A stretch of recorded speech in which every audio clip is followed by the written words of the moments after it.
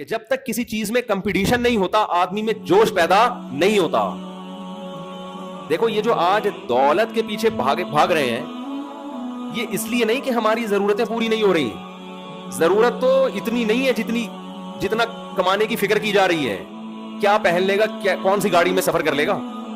ہمارے سیاست دانوں کے پاس جتنی دولت ہے تو مجھے بتاؤ کیا کھاتے وہ ہم سے اچھا ہے کیا؟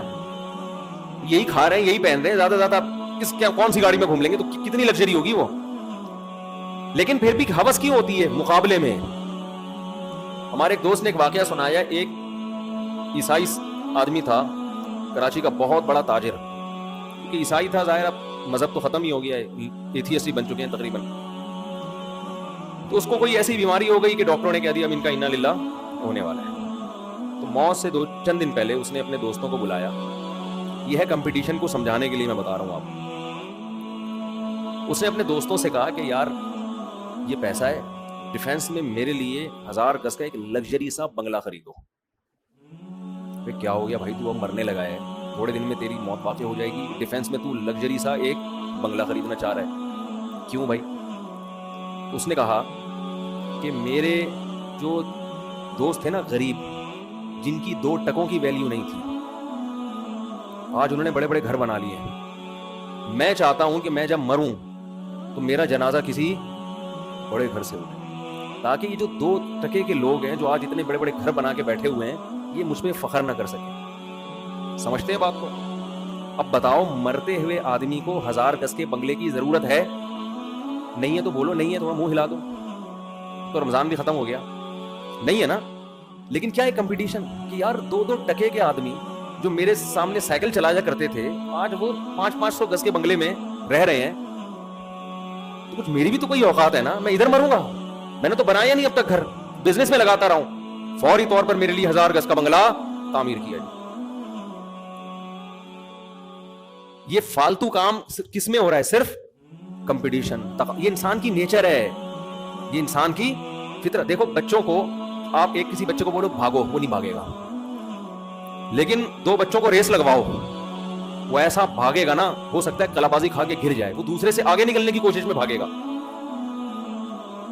پوری دنیا اسی کمپٹیشن پہ ہی چل رہی ہے, تقابل پہ ہی چل رہی ہے. تبھی قرآن نے یہ نہیں کہا کہ جنت کی طرف دوڑو, قرآن نے کہا ایک دوسرے سے دوڑ میں مقابلہ کرو. اب ہوتا کیا ہے, دنیا میں دوڑ کے بہت سارے میدان ہیں, آپ نے دوڑنا, یہ تو نیچر ہے. جب تک آپ کسی سے مقابلے میں نہیں دوڑو گے تو آپ کی دم میں آگ نہیں لگے. دم میں آگ والے تو پرانا ہو گیا, کچھ نئے لوگ بھی آ جاتے ہیں نا, تو ان کے لیے جلدی جلدی سنا جائے. اب جو میں بار بار جو چیزیں سناتا ہوں انہیں فارورڈ کر کے سناتا ہوں, سوائے شادیوں کے, وہ میں اسی اسٹائل سے تجوید کے ساتھ, ٹھیک ہے نا. یہ جو بعض چیزیں نا میں بہت جلدی اسپیڈ سے سنا دیتا ہوں. تو یہ اشکال ہو سکتا تھا نا کہ وہ تو پورے توجہ کے ساتھ, ایکسپریشن کے ساتھ, تو میں اعتراف کر رہا ہوں توجہ کے ساتھ میں, تو آنے دینا اتنا, تو اس پہ کلپ نہیں بن سکتا اتنی سی بات پہ, ٹھیک ہے نا. تو دوڑ کے نا مختلف میدان ہیں.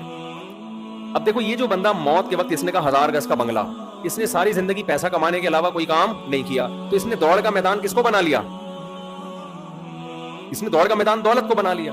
یہ کبھی بھی دوڑ کا میدان کسی ریسرچ یا تحقیق کو نہیں بنائے گا, کیونکہ یہ اس کی فیلڈ ہی نہیں ہے. اس کو اس پہ حسرت نہیں ہوگی کہ فلاں میرا 2 ٹکے کا آدمی اتنا بڑا ڈاکٹر کیوں بن گیا. تو بن گیا بھائی, ہماری یہ فیلڈ ہی نہیں ہے, ہم نے اس چیز کو دوڑ کا میدان بنایا ہی نہیں. اس کو مجھ پر یہ اعتراض بھی نہیں ہوگا مولوی نے اتنی شادیاں کیوں کر لی, کیا خیال ہے, کیونکہ اس کا یہ دوڑ کا میدان, وہ کہا بھائی جتنی مرضی کر, ہمارے یہاں تو ایک کا سسٹم چل رہا ہے. مثال تو دی جا سکتی ہے. اس سے پتہ ہوتا کیا, میں دیکھتا ہوں جب بھی کوئی آتے ہیں ایک دم آپ کھلکھلا جاتے ہیں, جیسے کسی نے نیمبو چٹا دیا ہو, سستی دور ہو جاتی ہے آپ لوگوں. دوڑ کے لیے بہت سارے میدان. باڈی بلڈر جو دوڑ کا میدان بناتے ہیں وہ کس کو؟ فزیکل فٹنس کو, مسلس کو. وہ دکھا رہے ہوتے ہیں میرا اتنا بڑا اسپیڈ بریکر ہے, وہ کہتے ہیں ہم نے تو پورا پیٹو کا پہاڑ پالا ہوا ہے یہاں پہ. وہ کہہ رہے دیکھو یہ ماؤنٹ ایوریسٹ, اس کو چڑھ کے نہیں دکھا سکتا. ان کے مقابلے کس میں ہو رہے ہیں؟ یہ جو دوڑنے کا مقابلہ کر رہے ہیں, وہ دوڑنے کا مقابلے میں کہ کون پہلے اس لائن کو کراس کرے گا. کوئی کار ریسنگ کے مقابلے میں, کوئی کرکٹ کے مقابلے میں, یہ اتنا بڑا پلیئر لوگ مقابلہ کر رہے ہوتے ہیں نا, یار وہ اچھا بیٹسمین ہے یا اس سے زیادہ اچھا بیٹسمین تو وہ ہے. اب بیٹسمین کو اس سے کوئی غرض نہیں کہ کوئی سائنسدان خلا میں پہنچا ہے یا چاند پہ پہنچا ہے. وہ کہہ رہے یہ میری فیلڈ ہے ہی نہیں. اس کو نہ اس سے جیلسی ہوگی, نہ حسد ہوگا, نہ رشک آئے گا اس کے اوپر کہ ہائے کتنا عظیم سائنسدان. وہ کہے گا وہ یار وہ کتنا عظیم بیٹسمین ہے, آخری بال پہ چھکا مار دیا. اور ہم پہلی بال پہ آؤٹ ہو گئے. تو ہر آدمی کا ایک میدان ہوتا ہے, اس میں وہ مقابلہ کرتا ہے, اس کے علاوہ میدان کی اس کو پرواہ نہیں ہوتی. اور وہ میدان ہر آدمی خود سیلیکٹ کرتا ہے اپنی, جب زندگی کا کیریئر کا آغاز کرتا ہے نا, اس میں کس میدان میں دوڑنا ہے, یہ سلیکشن انسان کی خود سے ہوتی ہے. آپ نے میٹرک کرنے کے بعد اگر آپ ایف ایس سی کیا اور ایف ایس سی کے بعد آپ کا ارادہ ہے میڈیکل کالج میں جانے کا, تو آپ دوڑ کا میدان خود سیلیکٹ کر رہے ہو کہ میں نے میڈیکل کی فیلڈ میں دوسرے ڈاکٹروں سے آگے نکلنا ہے, یہ خود سیلیکٹ کر رہے ہو نا آپ. آپ اگر اکاؤنٹس کی فیلڈ میں جا رہے ہو تو اب آپ کو ڈاکٹروں کے آگے بڑھنے سے کوئی تکلیف بولو نہیں ہوگی. اللہ ہمیں بتا رہے کہ ان میدانوں میں سے کوئی میدان بھی اس قابل نہیں ہے کہ اس کو دوڑ کا میدان بنایا جائے, مقابلے کا میدان بنایا جائے, کیونکہ ان مقابلوں میں آپ جیتنے کے بعد بھی ناکام اور ناکام ہونے کے بعد تو ویسے ہی ناکام. آپ بہت اچھے ڈاکٹر بن گئے تو مرو گے تو ختم نا, اور کوئی اچھا نہیں بنا تو مر کے کیا ہو گیا, وہ بھی ختم, مٹی ہو کے کیا ہو گئے, ختم. تو اصل میدان آپ نے کس کو بنانا ہے؟ قرآن کہہ رہا ہے آخرت کو. اب آپ پوچھ سکتے ہیں کہ اللہ میڈیکل سائنس کا میدان تو ہمیں نظر آتا ہے, یہ والا میدان ہے بھائی, ہم نے ڈاکٹر بننا ہے, فلاں سے بھی آگے نکل جانا ہے, ہم نے حکیم بننا ہے تو فلاں سے بھی کو بھی کراس کر دینا ہے, ہم نے باڈی بلڈر بننا ہے تو وہ ایک ہے جو جس کے اسپیڈ بریکر بہت بڑے بڑے بن چکے ہیں تو ہم کیٹو کی پہاڑیاں بنا لیں گے. یہاں تو میدان سمجھ میں آتا ہے نا, کیا ہو گیا.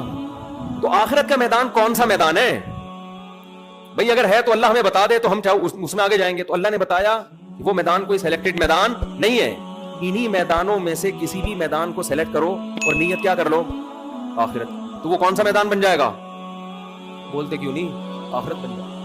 اتنی سی بات ہے جو پبلک کی سمجھ میں نہیں آئی. قرآن کہہ رہے ہیں یہ پبلک کی سمجھ میں آ نہیں رہی, اتنی سی بات کتنا آسان کر دیا بھائی. اس کا فائدہ یہ ہوگا کہ آپ ہار بھی گئے تو اللہ کی نظر میں جیت گئے, سمجھتے ہو نا. دوسرا فائدہ یہ ہوگا آپ کبھی غلط چیز کو ہدف نہیں بناؤ. مثال کے طور فلم انڈسٹری میں آپ اللہ کے لیے آگے بڑھنے کی کوشش نہیں کرو گے کہ یار وہ اتنا بڑا ہیرو بن گیا تو میں جنت کے حصول کے لیے اس سے بھی بڑا ہیرو بن کے دکھاؤں گا. بھائی ہیرو بننے سے اللہ خوش, ڈاکٹر بننے سے تو ہو جائے گا کہ تو لوگوں کی زندگیاں بچائے گا, ہیرو بننے سے اللہ خوش نہیں ہو. ہم جب بچے تھے ٹی وی دیکھتے تھے نا تو بڑے بڑے فلم اسٹار آ کے بتا رہے تھے اللہ کا بڑا فضل ہے کہ اللہ نے مجھے اس مقام تک پہنچایا. ہم لوگ اب تبلیغ والوں سے کچھ اور سنتے تھے کہ ٹی وی دیکھنا حرام ہے, فلموں میں جانا حرام ہے. ہم کہتے تھے یار یہ عجیب قسم کا آدمی, ایک تو گناہ بھی کر رہا ہے, ہمیں بھی گناہگار کر رہا ہے.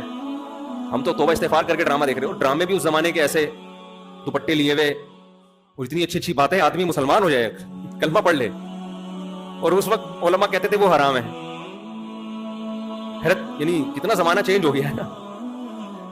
تو ہمارے ایک دوست نے پرانے زمانے کے ڈرامے کا کلپ دکھایا 83 کا, وہ دوست بھی یہاں بیٹھے ہوئے, اتنی اچھی اچھی باتیں ہو رہی ہیں, ایسا لگ رہا ہے کہ ممبر پہ کوئی بیان کر رہا ہے.